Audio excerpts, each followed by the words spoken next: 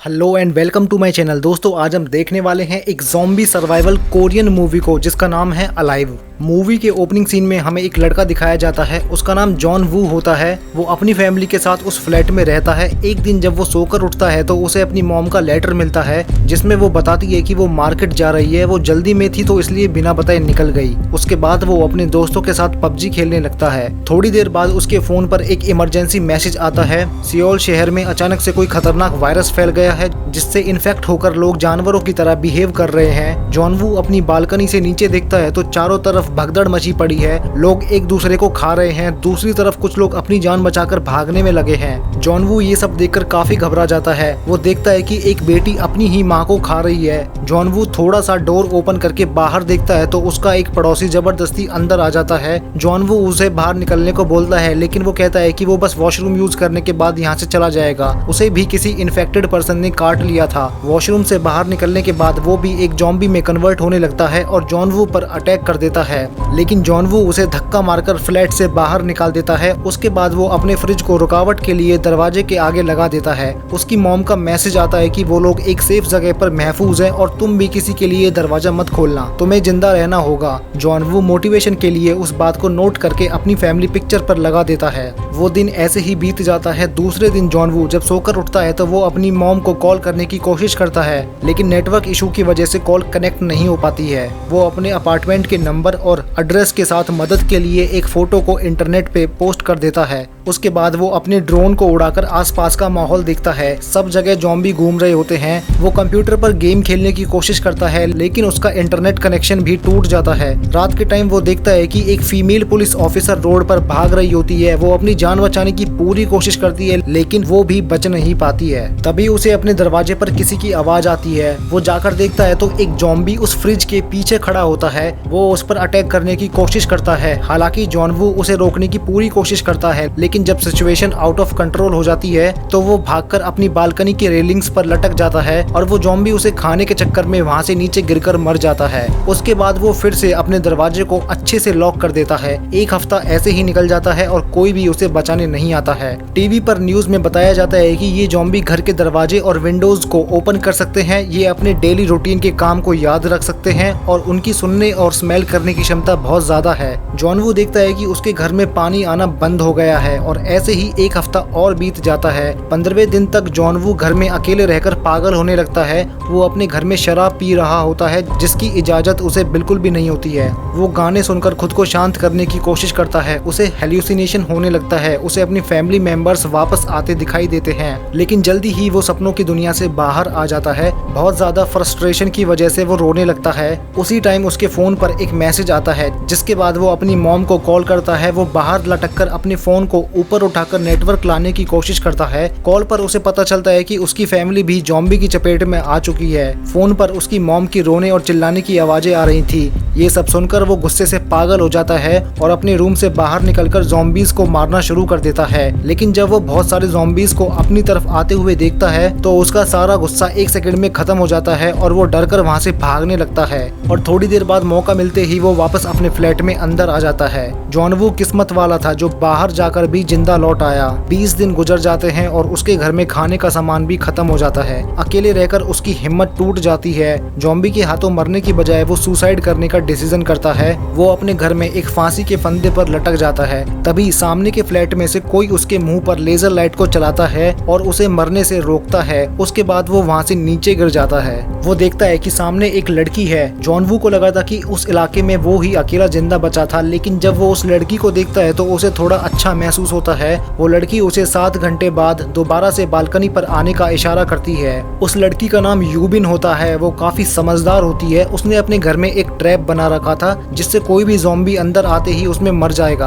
अगले दिन वो दोनों फिर से अपनी अपनी बालकनी पर आते हैं। वो इशारों में बातें करने की कोशिश करते हैं। तभी यूबिन को किसी की आवाज आती है। वो देखती है कि एक ज़ॉम्बी उसके ट्रैप में फंसा हुआ है। वो उसे जान से मार देती है। उसी दिन शाम को बारिश आती है। वो दोनों खाली कंटेनर्स में पानी इकट्ठा करने लगते हैं। जॉन वू ने 2 दिन से कुछ भी नहीं खाया था, वो बहुत भूखा था। तो यूबिन एक बॉल में रस्सी बांधकर जॉन वू के घर तक पहुंचाने की कोशिश करती है, लेकिन ऐसा हो नहीं पाता है। उसके बाद जॉन वू अपने ड्रोन में एक रस्सी को बांधकर उसे उड़ाकर यूबिन के पास तक पहुंचा देता है, जिस पर यूबिन खाने का सामान उसे डिलीवर कर देती है। वो खाना खा रहा होता है, तभी उसे नीचे दिखाई देता है कि एक ज़ॉम्बी ने बॉल वाली रस्सी को पकड़ रखा है जो यूबिन की टेबल पर बंधी होती है। वो जोर से उस रस्सी को खींचता है तो टेबल की वजह से यूबिन गिरकर बेहोश हो जाती है। वो ज़ॉम्बी एक फायर फाइटर होता है तो वो उसे पकड़कर ऊपर चढ़ने लगता है। जॉन वू कांच की बोतल्स को फेंककर उसे डाइवर्ट करने की कोशिश करता है, लेकिन उससे बात नहीं बनती है। तो फिर वो अपने ड्रोन को उस ज़ॉम्बी के पास उड़ाकर उसे तंग करने की कोशिश करता है, लेकिन वो ज़ॉम्बी उस ड्रोन को पकड़कर तोड़ देता है। तभी यूबिन को होश आ जाता है। वो उस ज़ॉम्बी का हाथ काट देती है, जिससे वो नीचे गिर जाता है।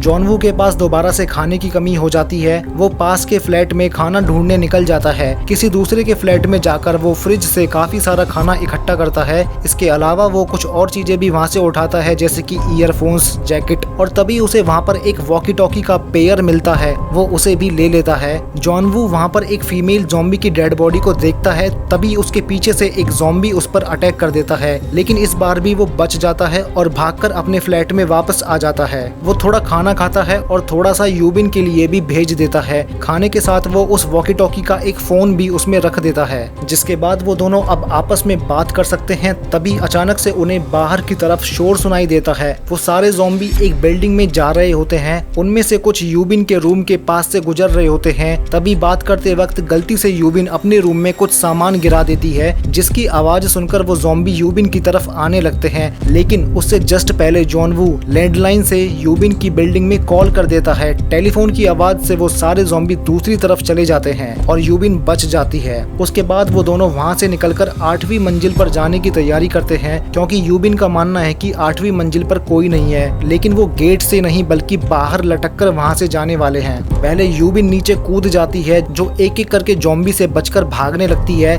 लेकिन वहाँ पर बहुत सारे ज़ॉम्बी होते हैं जो उसे घेर लेते हैं। तभी जॉन वू भी वहाँ आकर उसकी मदद करने लगता है और वो दोनों जैसे तैसे लिफ्ट तक पहुँच जाते हैं, जो ऊपर जाके 8वीं मंजिल पर खुलती है। वो उस फ्लोर पर एक एक करके सारे गेट्स को ओपन करके देख रहे होते हैं। तभी वहाँ पर एक ज़ॉम्बी आ जाता है और उसके पीछे बहुत सारे ज़ॉम्बी वहाँ पर आने लगते हैं, लेकिन उन दोनों को कोई भी गेट ओपन नहीं मिलता है। फॉर्चुनेटली एक आदमी अपना गेट खोलकर उन दोनों को अंदर ले लेता है। उन दोनों को बिल्कुल भी अंदाजा नहीं था कि उनके अलावा और कोई भी यहाँ पर जिंदा बचा है। वो आदमी उन्हें खाना और पानी ऑफर करता है, लेकिन यूबिन को उस आदमी पर डाउट होने लगता है। पहले तो वो दोनों खाना नहीं खाते हैं, लेकिन मजबूरी में उन्हें खाना पड़ता है। यूबिन सही थी, वो आदमी बिल्कुल भी भरोसे के लायक नहीं था। वो उनके खाने में कुछ मिला देता है, जिससे वो दोनों बेहोश हो जाते हैं। पहले वो जॉन वू के हाथों को बांध देता है, उसके बाद वो यूबिन को एक कमरे में लॉक कर देता है। हालांकि यूबिन होश में रहती है, क्योंकि उसने बस थोड़ा सा खाना खाया था। उसके बाद वो आदमी एक रस्सी को खोलता है, जो अंदर जाके एक फीमेल ज़ॉम्बी से बंधी होती है। वो ज़ॉम्बी उसकी वाइफ होती है। उसने काफी दिनों से कुछ नहीं खाया था, इसीलिए उस आदमी ने उन दोनों को अपनी वाइफ का चारा बनाने के लिए बचाया था। वो ज़ॉम्बी यूबिन की तरफ आने लगती है। तभी जॉन वू होश में आकर उस आदमी पर बंदूक तान देता है, लेकिन वो आदमी उस रस्सी को छोड़ देता है।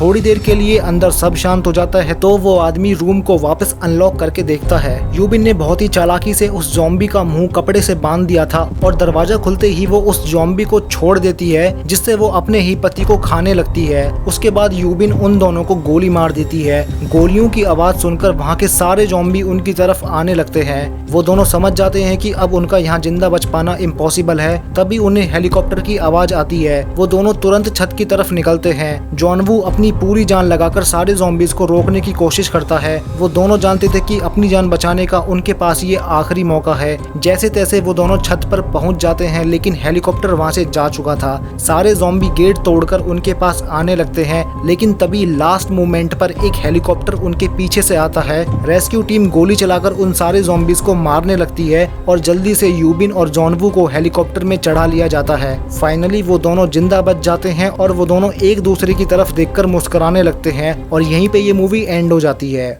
वेल गाइज, अगर आपको ये वीडियो अच्छी लगी हो तो इसे लाइक कर देना। ऐसे और मूवी एक्सप्लेनेशन के लिए वेगांतिस को सब्सक्राइब भी कर लेना।